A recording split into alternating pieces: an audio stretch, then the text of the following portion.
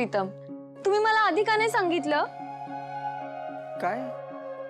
हेच की तुम्हाला मला सरप्राईज द्यायचं होतं, म्हणून तुम्ही पारू आणि आदित्य दादाला ही सगळी सजावट आपल्यासाठी करायला सांगितली होती. नशीब वाचलो.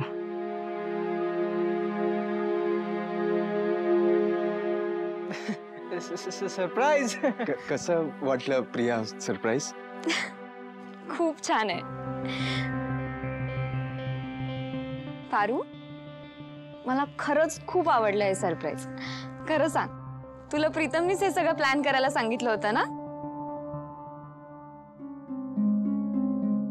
वय प्रीतम सरांना तुम्हाला सरप्राईज द्यायचं होतं ना, म्हणून त्यांनी हे समजा करायला सांगितलं. थँक्यू सो मच आदित्य दादा, पारू. मला खरंच खरंच खूप आवडलं. मला काय बोलू काही सुचतच नाहीये. Pritam, thank you so much. आणि सॉरी.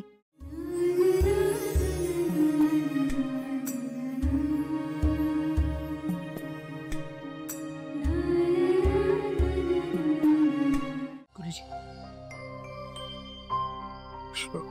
शेवंत बाळा. गुरुजी, तुमचा निरोप मिळाल्या मिळाल्या आम्ही लगेच निघालो. खरं सांगू तर त्या दिवसापासून मन खूप अस्वस्थ आहे हो. अहिल्यादेवी, जे घडलं ते निश्चितपणे घडायला नको होतं, पण विधिलिखित आपण टाळू शकत नाही. गुरुजी, आदित्यला असं संकटाच्या छायेत बघवत नाही हो. तुम्ही काहीतरी ठोस उपाय सांगा ना. अहिल्यादेवी, तुमची पुण्याई आदित्य सोबत होती, आहे आणि राहणार. पण ज्या व्यक्तीमुळे मूर्तीचा अवमान झाला त्या व्यक्तीला देवाला शरण जावंच लागेल, कारण दुसरा पर्यायच नाही आहे. राहिला प्रश्न आदित्यचा. आदित्यच्या जीवावर संकट होतं हे खरं आहे, पण कर्मगती वेगळीच असते. आदित्यच्या जीवावर आलेलं संकट दुसऱ्या कोणीतरी आपल्या स्वतःवर घेतलेलं आहे. त्यामुळं आदित्यच्या डोक्यावर असलेली मृत्यूची छाया आता दुसऱ्याच्या मस्तकावर आहे. एखाद्याच्या जीवावरचं संकट स्वतःच्या जीवावर घेणं हे फार अवघड आहे. सक्षम माणूस लागतो त्यासाठी.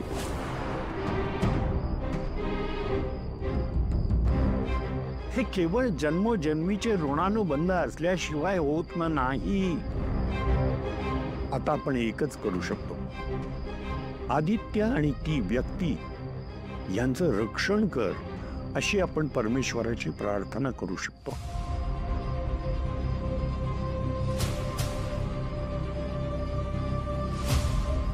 माझ्या आदित्यचं आणि ती जी कोणी व्यक्ती आहे तिचं रक्षण कर देवी.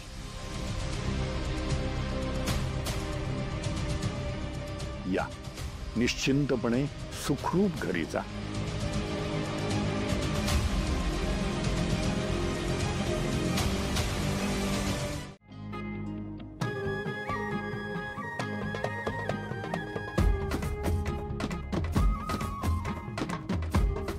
थांब.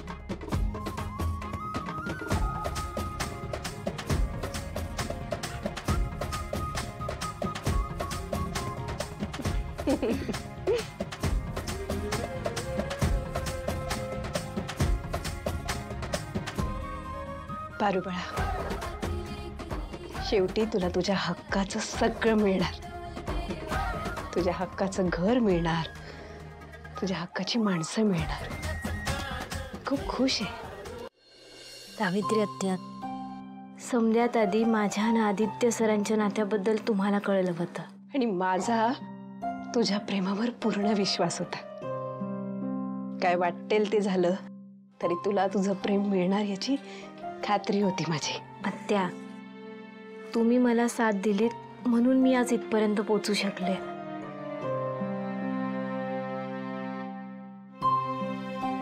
आणि आत्या, आदित्य सरांचं बी माझ्यावर तेवढंच प्रेम आहे. मला आयुष्यात दुसरं काय बी नको. आज समजा आदित्य सरांच्या मनाप्रमाणे होणार आहे, पण आत्या आज देवी आईंना ते समजा सांगणार आहेत. याची भीती वाटते मला.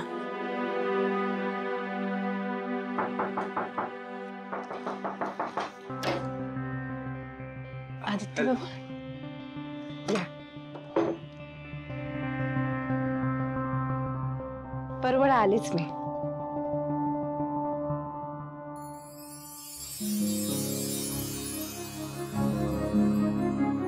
छान दिसतेस. चेहऱ्यावर 12 का वाजलेत. पारू, खूप छान सुरुवात झाली आपली. ही काळजी कसली आहे चेहऱ्यावर? आदित्य सर, मला भीती वाटतेय. कशाची?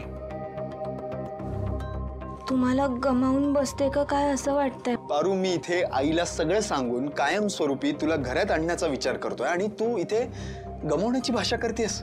आदित्य सर, देवी आईने आपलं नातं नाही स्वीकारलं तर? अरे यार, तू आणि प्रीतम असे निगेटिव्ह विचार का करता ग? कारण परिस्थितीच तशी आहे.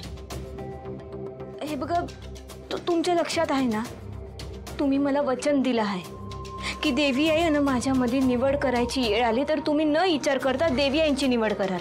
ती वेळच येणार नाही. पारू, विश्वास ठेव माझ्यावर यार.